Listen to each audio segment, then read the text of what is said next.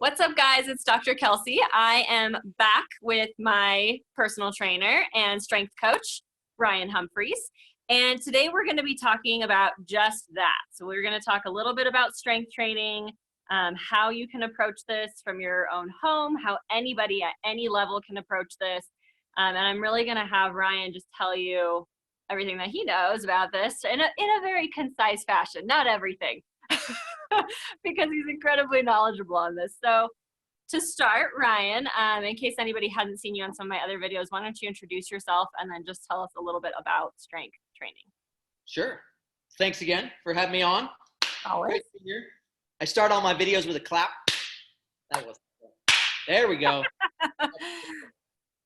So yes, I am a certified strength and conditioning specialist, and I've been into strength training now for well over a decade. I personally really would say I didn't start strength training until I was in my 30s. I'm 39 as of this week. So 9 years of strength training under my belt. No, realistically, I've been into different areas of fitness, but what most people think about strength training and what I'm going to talk about today may be very different. So when the word strength training comes up, oftentimes it conjures ideas of old rusty weights, maybe barbells and kettlebells and dumbbells, and those are all tools, all right? Those are all tools in the toolbox of strength training. So I am a strength and conditioning coach specifically for people that want to live their most active lifestyle. So I do not coach competitive powerlifters. I do not coach competitive Olympic lifters, do not coach CrossFit athletes, all right? I coach what I like to call the adventure athlete, right? So people who want to be strong enough to be able to tackle the mountain or the jungle or whatever it is that they want to do in their adventures and have the requisite base strength and cardio to do that. So that's kind of my background. That's what I do until the government shut us down 2 weeks ago. But now we're doing virtual, so we're showing you how to do that. Yes. So we were doing that in person. Now we're doing it virtually. Yes. So I'm excited to talk about this because now everybody knows that they can work out at home.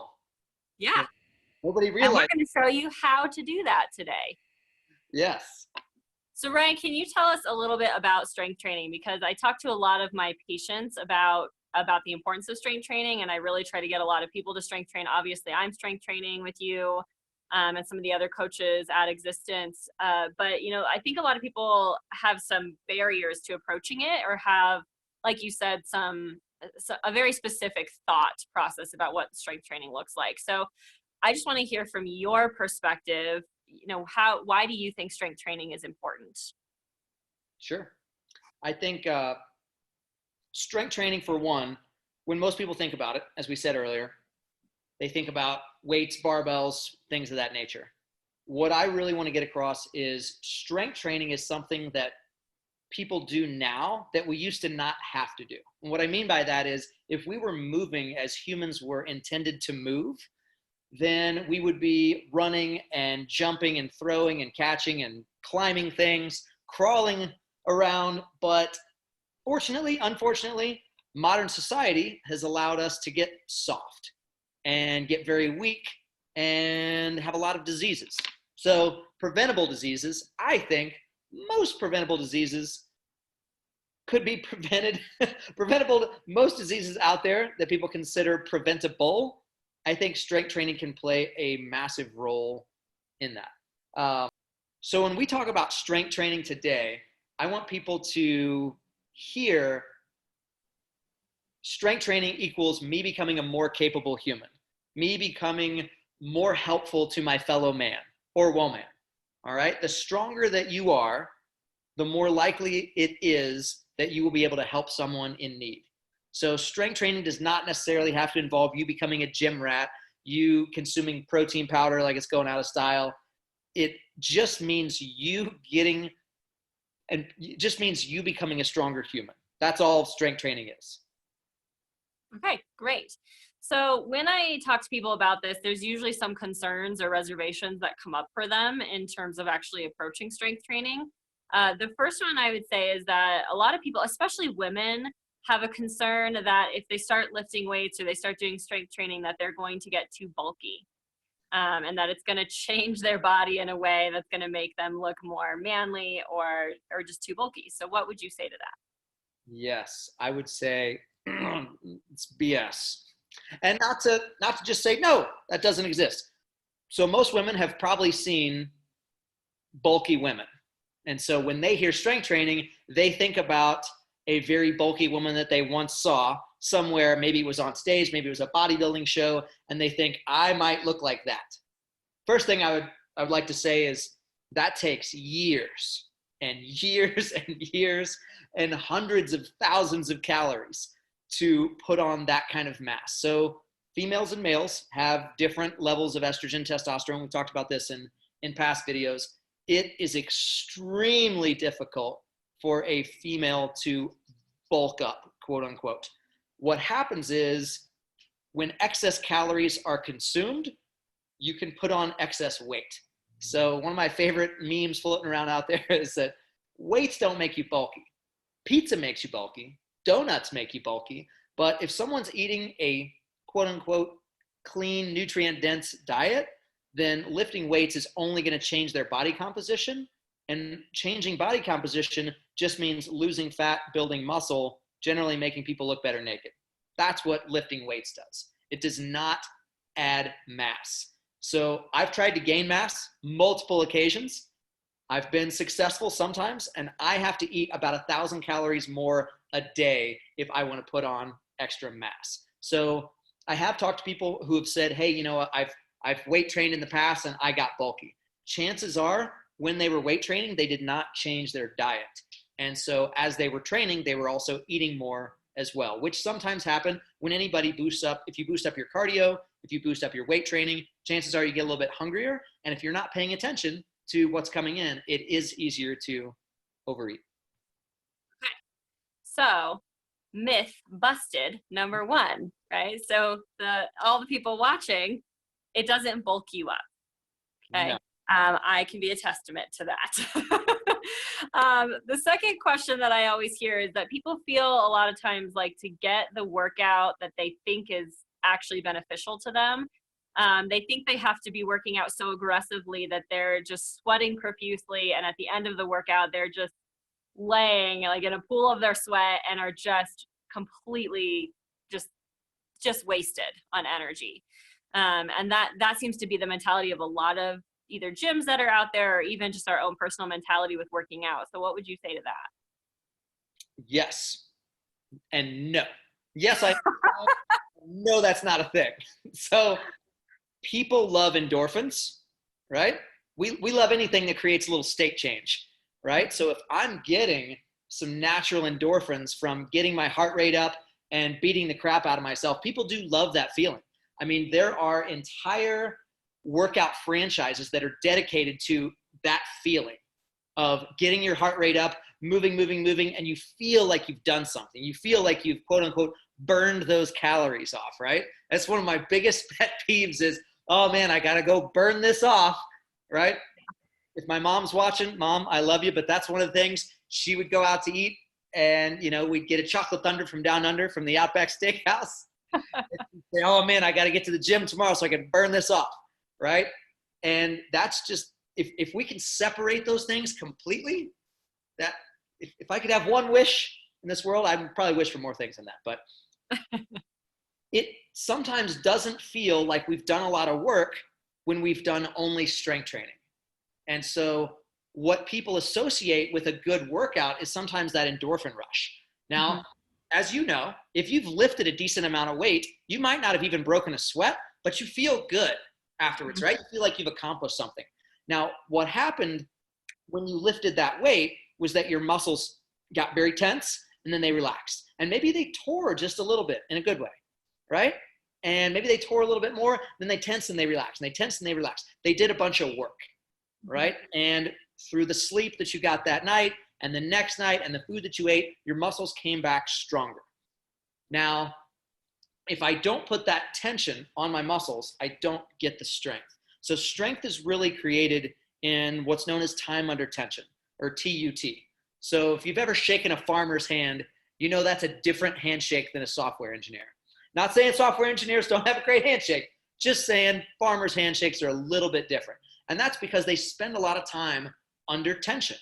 That might be carrying buckets of water. That might be baling hay.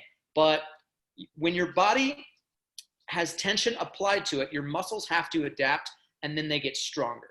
So when I talk about building strength, what I'm not talking about is building mass. So you could think about it in terms of like dental floss versus fishing line. About the same. If you were to look at, a piece of dental floss and a piece of fishing line on the table, they look pretty similar. One could hold a shark, all right? And one busts every time you get a piece of celery stuck in your teeth, all right? It's different. And so you can have a very strong muscle that doesn't have to be a big muscle. And that muscle gets stronger by applying tension to it. Does that make sense? Yes, absolutely. Okay. So along that line, one of the things that you were just bringing up is, I think where a lot of people feel that endorphin rush is with cardio, right? And like really just pushing hard to get cardio, and this idea that if you do more cardio, you're going to burn more calories. And I think you were talking to that a little bit, but can you say a little bit more about that? Yes. And I also want to say I'm not anti-cardio. I'm not the strength training only guy, right? I like strength and conditioning. I'm a strength and conditioning coach, both important, all right? Conditioning, if you think about conditioning, you think about cardio, you think about cardiorespiratory health. So your heart and your lungs, right? Or cardiovascular health. Your heart, your veins, your respiratory system. And cardio is great for your heart. It's great for your lungs. Cardio doesn't do much to your glutes, your abs, your chest, your quads. It just doesn't. It feels good, right? And it does give you that endorphin rush. And technically, if I was to measure how many calories I'm burning, right, on a run. So if I go for a run for 30 minutes, my Whoop or my tracker, whatever it is my Fitbit is going to tell me, hey, you just burned 500 calories, in this half hour, 400 calories, whatever that is. If I do a strength training session, it's unlikely I'm going to burn that many calories. But here's where one does not equal one, right? So 30 minutes of strength training, 30 minutes of running, yes, I burned more calories during that run. But what happens after that run is that my body pretty much goes right back to baseline. When I do 30 minutes of strength training, chances are my metabolism elevates just a little bit. So I'm actually burning calories more for the next 24 to 48 hours. And you don't feel that necessarily. What you feel is that good burn on the cardio or the elliptical or insert other form of cardiorespiratory exercise here. So that's one of the things that it's really challenging, I think, to get that through to the general population. And even folks that have been training with us at Existence for a while, people really feel like they want to feel like they really put some effort in. And sometimes they want to feel like they're just dead at the end of the session. Now, I think there is a time and a place for that. And you can absolutely do that. And I believe you should do that from time to time and take yourself through, a very intense long training protocol, but that should not be every day. And if every day you're winding up in a pool of your own sweat, you probably can't recover that well. Unless you're getting 8 hours of sleep and you're eating exactly what you need to be, it is almost impossible to recover from working out that hard every day. Unless someone's taking steroids and they're getting 10 hours of sleep. So hard training sessions, great every once in a while, but not every day. Okay. So this is where really we always recommend the standard recommendations for exercise are, 150 minutes a week. This is standard, right? But Sure. Splitting that up between doing cardio and strength training and flexibility and balance work. And so I think this really speaks to that, is making sure if we know that your strength training benefits are going to last for 24 to 36 hours, then you can really insert those very nicely in between those harder cardio sessions. Right. Okay, great. Awesome. So the other thing I want to talk about are the benefits of strength training, because, I think when I first learned this from you, that's really what blew my mind and got me super engaged into wanting to do strength training. So can you talk a little bit about that? I would love to. Yay.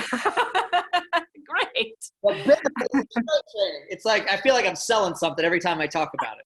Let me tell you about a little pill, right? We're not selling anything. What we're selling is work. You putting in work to get yourself stronger. And that's the trickiest thing, because everybody wants the quick fix, right? What can I take that makes my muscles bigger now? What can I take that decreases my anxiety now, or decreases my depression now, or lowers my blood sugar now? So strength training will literally improve your blood sugar levels almost immediately. It will decrease symptoms of depression, anxiety. There are more studies on depression, anxiety, and strength training. If anybody's curious, just type in strength training, depression, strength training, anxiety, and look at the plethora of studies that people have done on how beneficial just moving your body through time and space is to some of that psychological stuff. So if we want to talk about, anybody who's pre-diabetic or has type 2 diabetes should definitely look into some sort of strength training regimen, even if it's just the basic exercises that we're going to talk about here today. So what I usually like to talk about, if there was a pill, if I could sell you a pill right today that would boost your free testosterone, boost your growth hormone, decrease risk of depression, decrease risk of anxiety, increase longevity, increase sex hormones, and 1,000 other things. This could really be a session all in and of itself, is the benefits of strength training. One of the biggest ones that I love to talk about is decreasing your risk of injury, right? If I had that in a bottle, I'd be multi-billionaire, right? The world would be saved. Fortunately, right? It's not that easy. You got to put work in, which is mentally taxing as well. So one of the biggest benefits of strength training is that it decreases your risk of injury. I don't know anybody out there who wants to get injured or who really doesn't care if they get injured or not. So if I can decrease the risk of injury, especially when I'm talking about anybody who is, I don't train North Face professional athletes or anything like that, but I do train people who maybe they have a sedentary job, 9 to 5, and then they want to hit the slopes hard. If you don't have a requisite amount of strength on the ski hill, right, and somebody cuts you off, and anything could happen at any time. Not saying being strong is going to stop you from tearing an ACL, but might not stop you from doing that. What I'm saying is, when you increase the density of a tissue, when you increase the strength of a tissue, that tissue is less likely to break. So if I take a piece of regular paper out of the copy machine and I apply a certain amount of pressure to it, I can tear it. Now, if I go get a piece of cardstock paper, right, that really thick thank you card paper, if I apply that same amount of pressure, it's not going to tear. Why? Because it's a thicker material. It's a stronger material. And some people might say, yeah, duh, that makes total sense. Well, ladies and gentlemen, that's what you're doing when you're strength training. If I have a bunch of little regular old paper for muscles and tendons, all right, and I go shovel my driveway once a year, the likelihood of me popping a pec or tearing a rotator cuff is higher than if throughout the year I'm just adding strength and tension to those muscles, so they already have this adaptation. They can handle more load, right? Right. So awesome. So yeah, I think that's so important and so applicable to life. And, especially when you bring in all of these other things, most of the people who I'm seeing in office are concerned about things like their blood sugar, their cardiovascular health, or their libido, or their level of testosterone, or their immune system. And really what we're finding, and more research is backing this up, is that our muscle is more than just, how toned we look. It really is our built-in life insurance policy, because it gives us all of these different protective mechanisms that keep us going into our later years. So I think that's really what is just so mind-blowing to me, and what we're learning more and more about. So thank you for touching on that. Sure. And yeah. You mentioned, so one of the studies that I love is on grip strength and longevity. And there's been a few of these. So I don't necessarily know why, and I don't know if anybody knows why, but the stronger one's grip strength, the longer you live. Now, typically, if you have a job where you have to lift something or hold something or carry something, you're getting strength adaptations throughout your entire body, right? So maybe it could be that if I slip, I have the strength to grab onto something, right? Or maybe it could be that they were strength training, or maybe it could be that they had such a laborious job that their body was just stronger overall. But I think you'd be hard pressed to go to, assisted living facility or a nursing home or something like that and find people with really, really strong grip. I've never done that study. Right, but this comes back to what you were saying about the farmer, right? Is that like our grip strength, or is it really having a strong grip? It's your whole body that's powering that, right? And I know we do this sometimes in the gym of like actually testing your handshake when you're just using your arm versus actually planting and using the force of all of your body, and it makes a huge difference. Yeah, that's one of the little tools I like to use if anybody listening to this wants to really impress someone with their next handshake. So I can squeeze as hard as I can, right? And if you're watching this, I've got my other hand and I'm just kind of, the rest of my body's just kind of hanging out, right? And if I squeeze as hard as I can, that's one thing. But if I squeeze this hand and I squeeze my chest and I squeeze my glutes and my legs, now I squeeze your hand, that's a completely different handshake. So if you ever want to impress somebody with a little bit of grip strength, just give your butt a little bit of squeeze, squeeze that other hand. If you really want to crush somebody's hand, I don't know why you want to do that. Using your butt for a good handshake. Right. Great. Okay, so then my next question is, most people are at home right now, and Right. even when like, let's say we get through our current situation of isolation and people are out and about, but a lot of people don't have equipment at home. So right now we're asking people to still stay active while staying home. But even just in general day life, if people don't have a weight rack at home, or if they don't have kettlebells at home, or they don't have plates at home, there's what can they do still from their own house to be strength training? Absolutely. Great question. So right now, if That's you why get I asked it.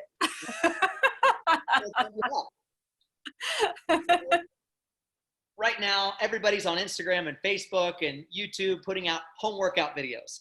Do this at home, do this at home. And while, any sort of movement is good, it's getting people off the couch. And it's funny, you can use your dog to do squats with and things like that. And there are a lot of people that are putting out good quality information. And then there's just a lot of crap out there too. Mm-hmm. So I would love to talk about 4 exercises specifically that people can do at their house with no amount of equipment.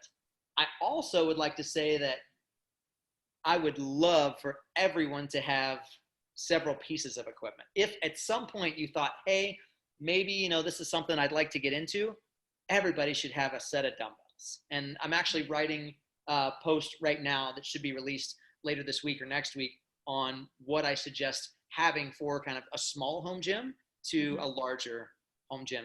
As far as just one of the saddest things I see, I go to a lot of yard sales, and I'm always sad to see when someone gets rid of a set of weights. It's like they just decided, nope, that's not for me anymore. That's maybe they swapped them out for another pair, but sometimes it's just really good weights, and they're like, yeah, I worked out for a while, and now I'm just not doing it. It's a very sad. I usually buy them, but happy for me because then I can buy them. I always want to know the story of why did you give that up? Right. Well, kind of a tangent, but there are several things that you can do at your house to really start to develop that tension. So remember, and are these age dependent? Are they ability dependent? I mean, like, who can do these? Absolutely not age dependent. So now you can build strength at any age. I've trained people in their 70s, in their 80s who have gotten stronger. We've done little tests. That could be a test of like, how long can I hold a plank or bridge position, to how long can I hold a squat up against the wall. So you can build strength at any age. Absolutely. We have people that started here in their 50s not knowing what they could do. And within, 5 years, they're completely different humans. Mm-hmm. I've had people in their 60s and 70s as well. So the exercises that I'm going to show today, you can use in your 20s, you can use in your 80s. Now we're going to give you kind of a basic level that anyone can do, and then give you a few options or ideas of how to level that up. Great. Awesome. Yeah. So Ryan's going to actually walk me through some of these so you can see how this would work, and show you that you can actually do virtual personal training, but so you can see in action somebody doing what he's saying. So do you want to talk about them first and then have me do them, or do you want to kind of do it simultaneously? Let's do it kind of simultaneously. That way it makes a little bit more sense. Okay, great. All right, so I'm going to back it up here so you guys can see. All right. So, are we good over here, Ryan? We're good. Okay. We're good. So the first thing that most people have probably heard of is a plank. You may have seen that there was an ex-Marine, former Marine, that just held a plank for like 8 hours. That's awesome. Hey, I'm not going to do that. we're not going to do that.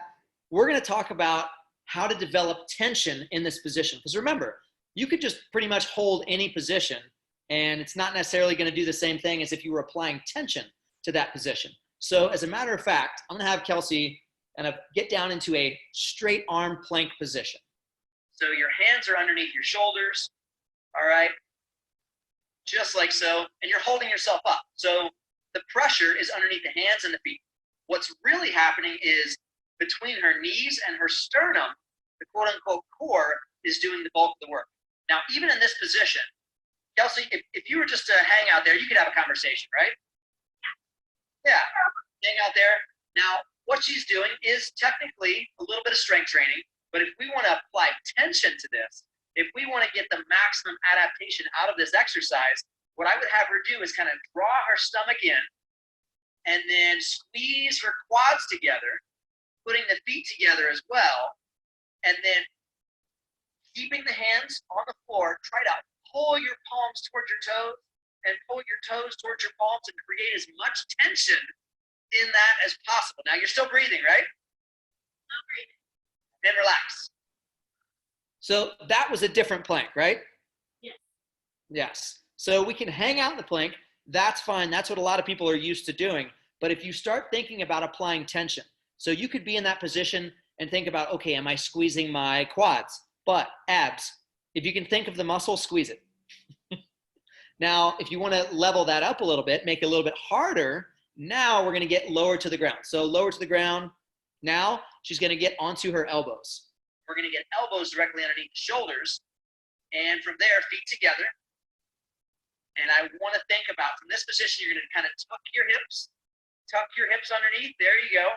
And squeeze your abs, squeeze your glutes, squeeze the quads, pull your elbows towards your toes, pull your toes towards your elbows until your body almost starts shaking. I don't know if you can see. Are you shaking? And relax. So different folks call this a different exercise. I like to call it the tension plank. All right, you're putting tension in the plank position. Now, you're probably only going to be able to hold that for about 10 seconds. I would recommend people start with that. Start with the normal plank. See if they can hold that. If you can hold a plank for up to a minute, you're doing pretty well. Beyond 2 minutes, I don't know. Sure, you could do that. But what's going to be more beneficial than you just hanging out in a regular plank position is actually applying tension. So if you're watching this, you can see every time I say tension, I'm squeezing my fist, I'm squeezing my biceps, and I'm actually thinking about applying tension to the muscles. When you put that strain on the muscles, that's when you get stronger. I could sit here and just— Ryan had to do that. I could feel everything in my arms and my back and my butt and my thighs. Everything was shaking and is now a little bit tired. Yeah. You can really smoke yourself from these exercises. I mean, you could kind of stand. So Kelsey, you could stand right there. Put your feet together. Put your arms out at your side and make a fist with each hand. So bring them in like so, just kind of like the plank. And you could stand in that position too. Squeeze your butt as hard as you can, squeeze your quads as hard as you can, squeeze your biceps, and you can apply tension in this position and relax. So most people are probably familiar with Bruce Lee. If you're not, I don't know, shame on you. Go watch a movie. Go watch any kung fu movie from the 60s. When Bruce Lee was famous for just holding that position, holding different positions and squeezing. And correlation is not equal causation, but Bruce Lee was pretty damn strong and pretty jacked. All right. But he wasn't a giant muscle-bound guy, right? So that's the plank. Now, if you want to add a little bit more movement to the plank, we can crawl. All right. So I'll have Kelsey get down into a tabletop position or a quadruped position, kind of the same thing. Hands underneath your shoulders, knees underneath your hips. Now bring your right hand to your right knee and bring your left hand out a little bit further. So this position is the starting position, what I like to call the righty-tighty, lefty-long. So your right side's tight, your left side's long. And now you're going to move your right hand and your left leg at the same time, moving forward. right and left, and then again, left and right. You go backwards, left and right, right and left.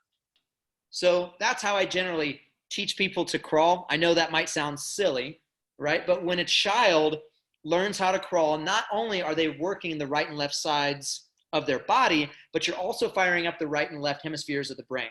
And there's this contralateral pattern that can almost be a physical and mental reset. Now, if you want to level this up a little bit, we can get in that same position, but we can take the knees 1 inch off the ground, maybe 2 at the max. So in this position, Kelsey's going to crawl again, forward and backwards. So if anybody wants to try crawling, I know it might sound silly if you've never done this. The first blog we ever wrote was on crawling. If you set a timer for 5 minutes and just crawled around your living room, you can thank us later.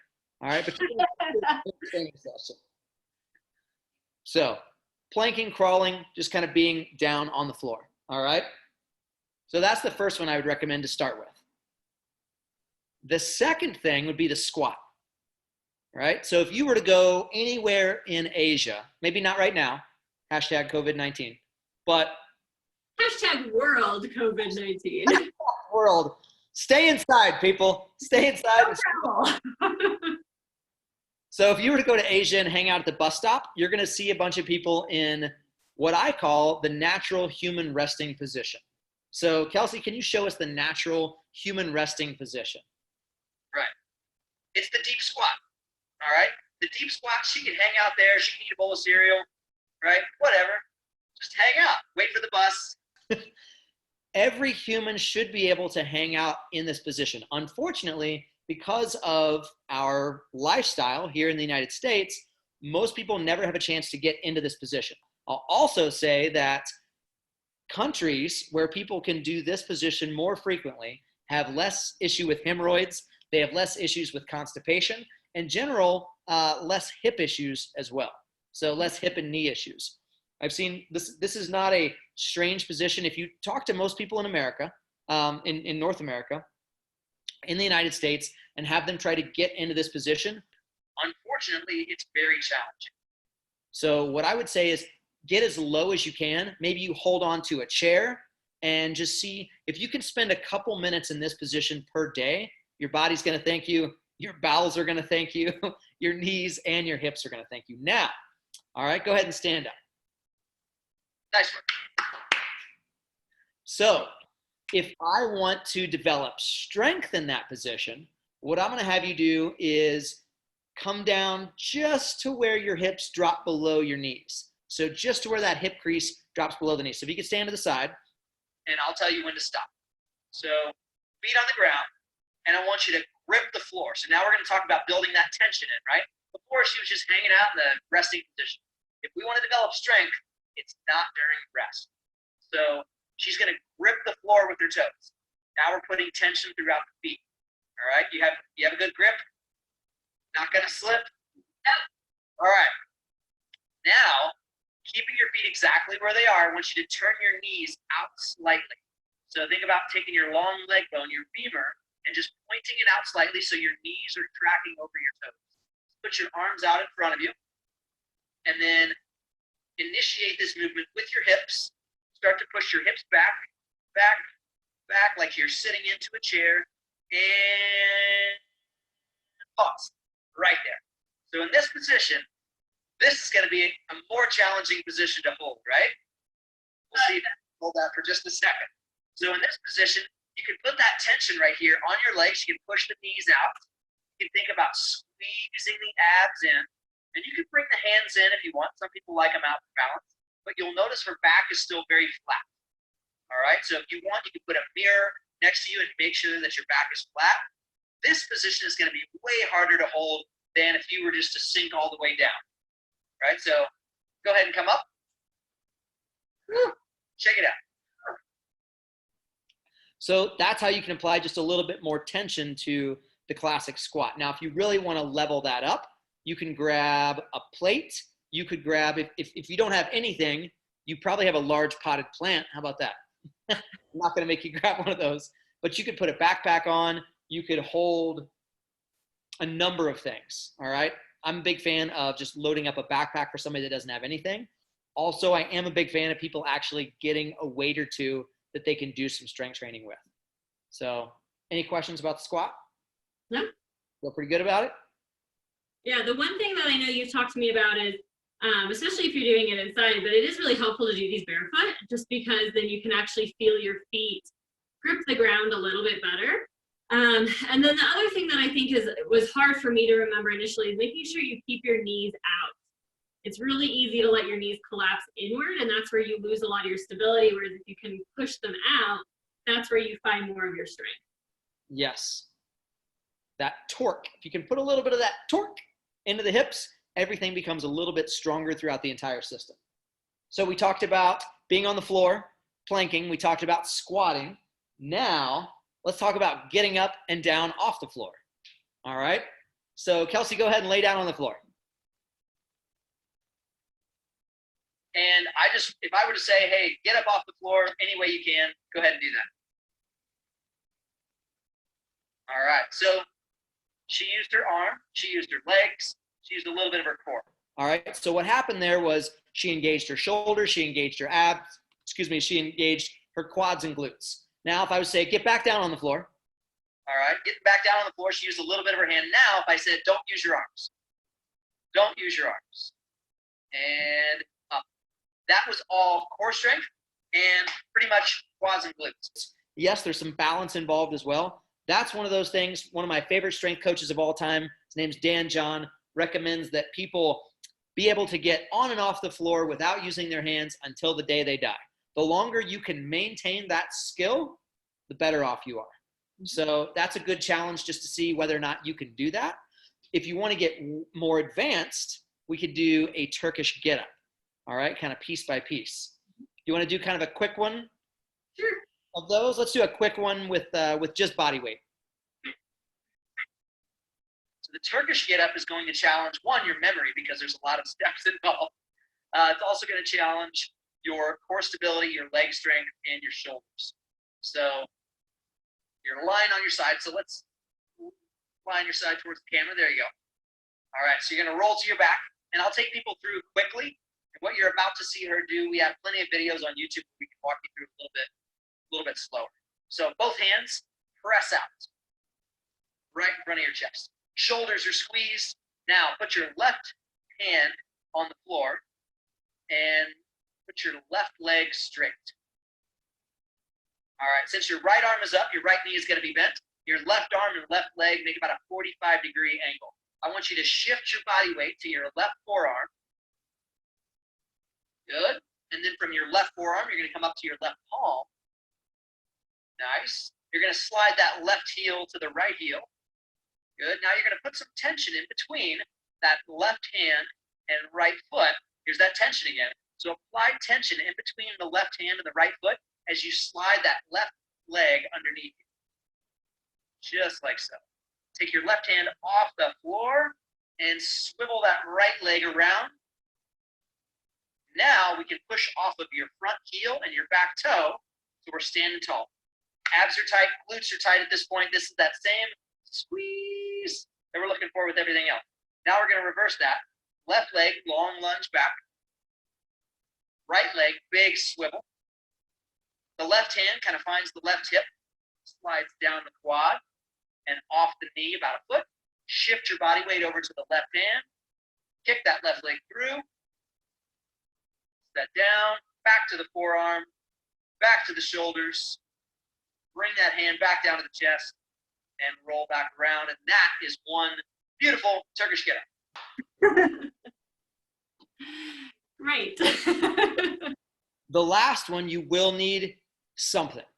All right, so Kelsey has a couple kettlebells. Mm-hmm. Now, if you don't have kettlebells yet, I'd recommend you get some. But if you don't have them yet, maybe find yourself 2 buckets, maybe 2 gallons of milk, gallons of water, gallons of sand, all right? But 2 objects that you can hold, 1 in each hand, all right? So Kelsey's gonna grab those kettlebells, and what she's gonna do is just hold, all right? So right here, she's got her hips pretty much right over the top of her feet, so feet underneath the hips, All right. And you can think about kind of turning those knees out just a little bit, not letting them cave in. You can turn your feet in maybe just a little bit as well. Turn those toes in. So just trying to stack yourself, organize your joints right on top of each other. You're going to kind of squeeze your abs and pull your shoulder blades back. All right. Now what we're doing here is loading your skeleton. So although it might not feel like it, feels like you're holding two weights because you are holding two weights, right? So your arms are working, but you're also having to work your forearms, your biceps, your triceps, your shoulders, and your core all the way down the middle. So strength training is really just training your balance, right? If you can squat well, if you can pick things up, it's just challenging your balance with an external load, all right? Now, what I'd recommend is for you to find something that you can hold for at least 45 seconds, up to a minute, all right? If you can hold for 5 minutes, it's not heavy enough, all right? If it gets challenging around that 45-second mark, you've chosen correctly.